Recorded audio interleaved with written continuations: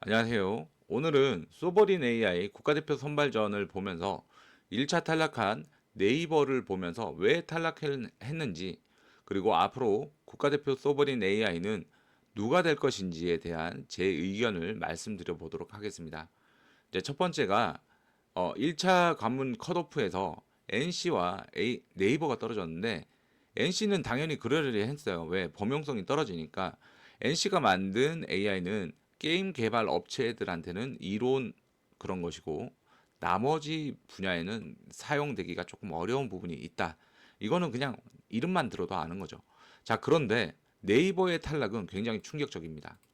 자, 네이버의 탈락은 어떤 걸 얘기를 하냐면, 무늬만 국산이고, 이 브레인, 뼈대 이런 것들이 외국산이면 안 된다라는 거예요. 소버리라는 말 자체가 독립적이고 주체적인 걸 얘기를 하는 거기 때문에, 그래서 네이버가 AI 선발전에서 네이버 클로바 X죠.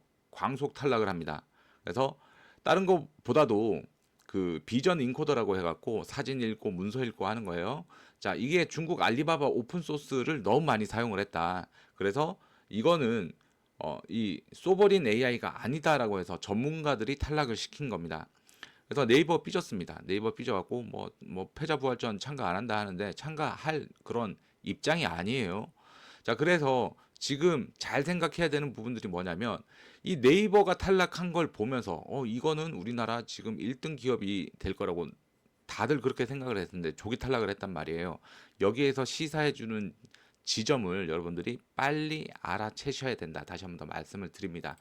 자, 그 다음에 LG와 SK가 또 나란히 살아남았어요. 그리고 업스테이지도 살아남았습니다만, 진짜 제가 이제부터 설명드리는 거를 좀 여러분들이 잘 들어줬으면 좋겠습니다. 첫 번째 LG는요, 엑사원이라고 해가지고 LG 그 그룹 내에서 쓰는 그 AI를 만들었어요. 그래서 이 그룹 내에서도 뭐 수학 문제 잘 풀고 어려운 연산 잘하고 막 이렇게 해서 뭐 호평이 많습니다만, 이게 좀 말이 안 되는 게, 대국민이 다 사용할 수 있는, 전 국민이 다 사용할 수 있는 이 국가대표 AI가 되기에는 약간 무리가 있다라는 겁니다. 왜냐면 LG가 실컷 만들어 놨는데 경쟁사라고 할 수 있는 그런 기업들에서 이 AI를 쓸 수 있을까요? 자, LG가 만든 엑사원에 삼성전자가 이걸 쓸 수 있겠냐는 거예요. 삼성 지금 뭐 만들고 있습니까? 삼성도 자체 AI 만들고 있어요. 사내에서 쓸 거. 그렇기 때문에 이거는 이 LG를 갖다가 키우겠다라는 것은 말도 안 되는 거예요. LG 점수가 굉장히 높게 나왔거든요. 1등을 했는데 LG 엑사원을 갖다가 키울 것 같았으면 네이버를 키웠어야 됩니다. 왜 그러냐? 네이버는 우리나라 인터넷이 발달하기 그 초창기 90년대 후반이에요. 그때부터 시작을 해가지고 이 네이버는 그 자료들을 다 갖고 있어요. 그러면 학습할 데이터가 굉장히 많다라는 거예요. 그리고 거기에 뭐 지식인 서비스라든가 네이버 카페에 있는 그런 그 지식 데이터만 하더라도 네이버가 범용 AI로서 더 가중치가 높게 평가가 돼야 되는데, 일단 네이버 탈락을 했단 말이에요. 자, 그런데 LG가 네이버만큼의 그런 데이터를 갖고 있을 것이냐라는 것을 생각을 해보면 LG도 아니다. 다른 기업들도 LG 거를 못 쓴다라는 겁니다. 그래서 이 개인 우리 일반적인 국민들이 쓸 때는 LG 엑사원 쓰면 되는 거 아니냐? 저는 여러분들 분명히 말씀드리지만, 여러분들이 그냥 생각을 해봐요. 챗 GPT한테 물어볼 것인가, 제미나이한테 물어볼 것인가, 엑사원한테 물어볼 것인가 물어보면 나는 엑사원한테 물어볼 거야. 물어보다가 화딱지 납니다, 여러분들. 분명히 문제가 생겨요. 그래서 LG는 아니라는 거예요. 자, 그리고 SKT는 더 문제입니다. SKT A.AI라고 해가지고, 여러분들 SKT 전화 쓰시는 분들은 A-이라고 해가지고 내 통화 내용 요약을 해주는 그런 서비스가 있어요. 자, 이 얘기는 뭡니까? 내가 전화하는 거 다 듣는다는 얘기예요. 내가 문자 보내고 받고 하는 거 다 듣는다라는 겁니다. 내가 향수기한테 사랑한다, 보고 싶다, 뭐 이런 얘기한 거 다 보고 있다라는 얘기예요. 이거는 이 SKT가 가지고 있는 그런 한계가 뭐냐면, 이거는 이 데이터 학습하는 것 자체가 불법이에요, 불법. 실제로 이런 거에 대해서 시정 공고 굉장히 많이 받았습니다. 근데 이제 SKT가 막 하겠다고 하는 거예요. 그러니까 지금 우리나라에서 AI가 어디까지 뭐 데이터를 학습하면 되고 안 되고 이런 법이 없으니까 이런 짓거리를 하고 있는데, 명확히 말씀드리면 이거는요 개인정보법 위반이에요. 그래서 SKT는 안 된다. 자, 그런데 지금 뭐 굉장히 뭐 좋게 나오고 있습니다.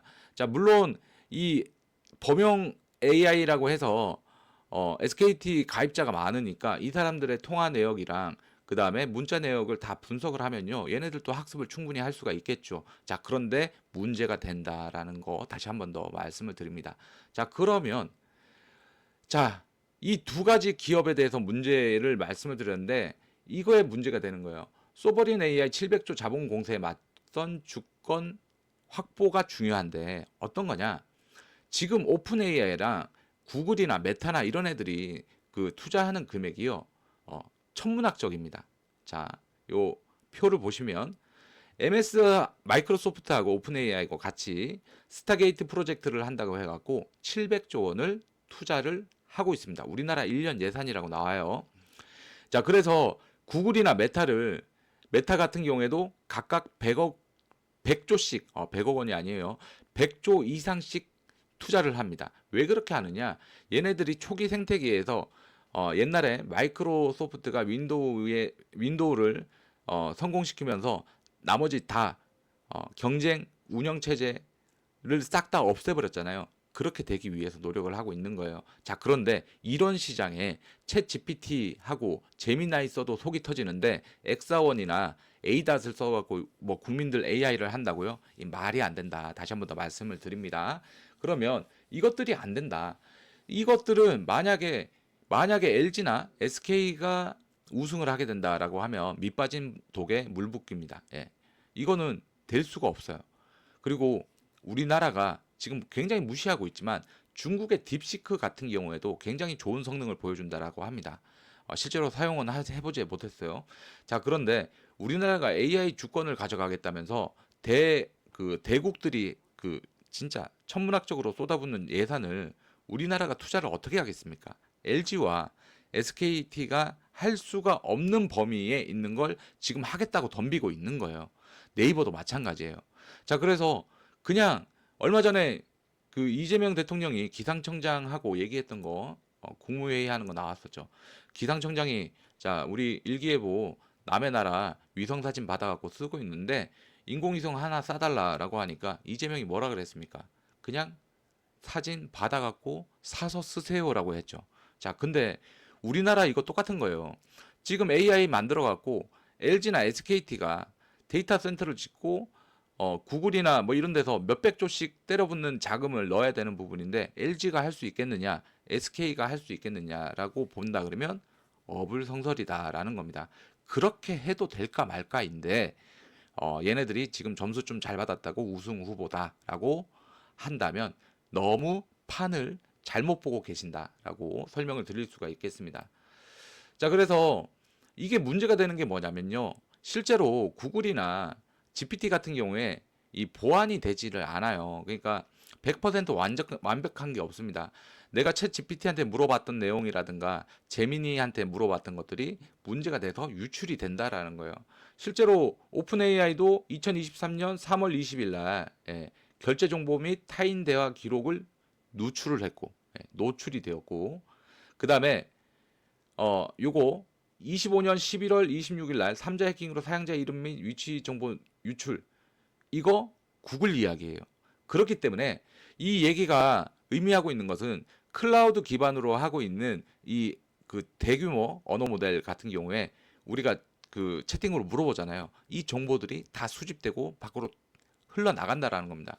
이 더 무서운 얘기가 조금 더 기다리고 있는데 이 부분에 대해서 다음 슬라이드에서 설명을 드리도록 할게요. 자, 그래서 전략적 대안 뭐 업스테이지 솔라인데 사실은 이 PPT도요. 제가 이 GPT한테 시켜서 쓴 거예요. 제가 쓰기가 귀찮아 가지고 자, 그런데 이겁니다. 자, 이게 온프레미스라고 해가지고 쉽게 얘기해서 컴퓨터 내부에 설치를 하는 거예요. 그러니까 얘는 내 말만 듣는 거야. 내 말만. 자, 그래서 기업 내부에 서버에 설치를 해가지고 기업에서 실질적으로 사용하고 있습니다. 삼성생명이라든지 농협생명이라든지 이런 보험사에서 실질적으로 쓰고 있고 그 다음에 포스코라든가 이런 기업들에도 납품이 되었어요. 자, 그래서 왜 이렇게 되고 있느냐? 자, 이게 하는 일이 정확해요. 업스테이지 솔라 같은 경우에 제일 작은 그 모델이 그 그래픽 카드 있고 메모리 한 16기가 되고 하면 돌아가요. 자, 나만의 챗 GPT 3.5 버전이 어, 내가 시키는 말만 듣는다라는 거예요.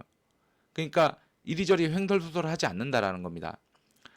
자, 그래서 더 좋은 건 뭐냐? 밖으로 클라우드 서버로 정보를 보내지 않다 보니까 이게 철통 보안이 되는 거예요.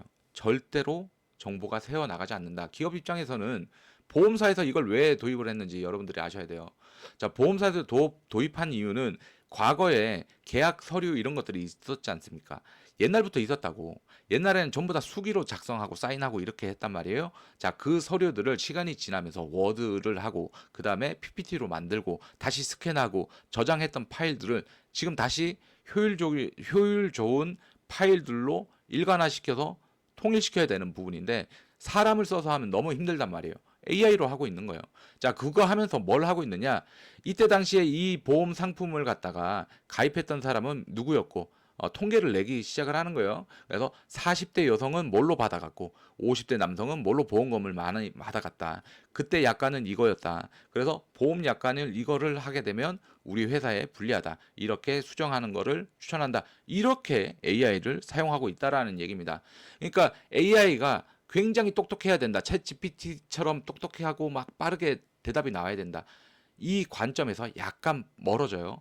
챗 GPT가 여러분들이 실제로 사용을 해보다 보면 어떤 문제가 발생을 하냐면 제가 코딩을 하다 보면요. 코딩 하다 보면 중간에 뭐가 틀려요. 이거 다시 하다 보면 얘가 지가 무슨 말을 했는지조차 까먹습니다. 이 데이터가 그만큼 답변하는 데이터가 많이 쌓이게 되면 얘가 어느 순간에 메모리가 리셋이 돼요. 그래서 전혀 엉뚱한 대답을 내놓습니다. 자, 이거는 챗 GPT 써보신 분들은 금방 이해를 하실 건데 속 뒤집어져요. 자, 그렇기 때문에 이 그 온프레미스 그러니까 설치해서 나만 쓰는 챗 GPT 3.5면요. 저는 되게 만족할 것 같아요. 명령할 거 아니야. 코드 한 줄 쓰고 한 줄 수정해라. 검토해라. 이렇게 하면서 천천히 해도 되니까 완벽하게 써라. 그러면 일을 더 잘한다라는 겁니다. 자, 그래서 업데이지 솔라에 대한 설명을 드렸고 이 스펙은 또 상세하게 설명을 드리면 허깅 페이스에서 예전에 GPT 3.5급이라고 말씀을 드렸어요. 이 그 3.5보다 점수가 근소하게 더 앞선 점수가 나왔습니다. 그래서 여기서 보면 개인 최소가 RTX 3090, 4090 이거 그래픽 카드 얘기하는 건데 구형이에요. 자, 그래서 메모리는 32기가 이상 이 정도면 쾌적하게 돌아간다. 그 다음에 기업 같은 경우에는 H100 서버 하나에 메모리는 128기가 정도면 돌아간다 라는 겁니다. 대형 AI 데이터 센터가 필요 없다라는 게 굉장한 장점이다. 자, 이거를 여러분들이 지금 이 얘기를 들으면 머리가 팍팍 돌아가야 돼요. 왜 그러냐? 이거 설치해가지고 도 단위로 돌린다고 생각을 해봐요. 자, 그러면 우리나라의 과거에 있었던 이 관공서, 문서 이런 것들 있잖아요. 싹 다 정리해가지고 빠진 거, 뭐 잘못된 거 이런 거 다 찾아낼 수 있다라는 겁니다. 그리고 그 민감한 정보가 들어있는 게 밖으로 유출될 위험이 전혀 없다라는 거예요. 자, 사양만 들어도 마음에 들죠. 실제로 챗 GPT 써보면 지금도 3.5 모델로 해도 충분히 말 잘 듣습니다. 그런데 계속 이어지는 누적되는 대화가 있다 보면 얘는 그만큼 좀 엉뚱한 대답을 내놓는데 얘는 내 컴퓨터에 있는 애기 때문에 내 명령만 들어요. 그렇기 때문에 문제가 되지 않는다. 자, 그래서 이거를 어떻게 이해를 하면 되느냐? 우리가 아이언맨 영화를 보면요. 아이언맨이 그 아이언맨 슈트를 만들어요. 슈트 만들 때 자비스한테 자비스 이거 계산해. 이거 어떻게 해? 이거 해봐. 뭐 이런 식으로 어, 말로 명령을 하면 자비스가 뭐 결과가 어떻게 되고 바로바로 대답을 해줍니다. 그런 개념으로 생각을 하시면 좋을 것 같아요. 자, 근데 만약에 아이언맨이 이 자비스를 쓰고 있는데 얘가 오픈 AI 거야. 혹은 구글 거야. 그래갖고 자비스, 자, 양자역학 뭐 어쩌고저쩌고 얘기를 하면서 이거 계산해봐 했는데 뭐 그 계산을 어쩌지 했어. 느려. 엉뚱한 대답을 해. 토니 스타크 열받겠죠. 자, 그렇게 만든 슈트가 날아가다 갑자기 오픈 AI 하고 서버가 끊겨서 작동이 안 된다라든가 이런 문제가 생길 수도 있는 거잖아요. 자, 그런데 이 자비스라고 하는 거는 토니 스타크가 개인 컴퓨터로 쓰고 있는 AI예요. 그래서 이런 개념으로 보시면은 업스테이지 솔라가 어떤 개념인지 여러분들 바로 이해가 되실 거라고 생각을 합니다. 그리고 이제 업스테이지 같은 경우에 그 포탈 다음 사이트죠. 다음 옛날에는 여기가 한메일 사이트였어요.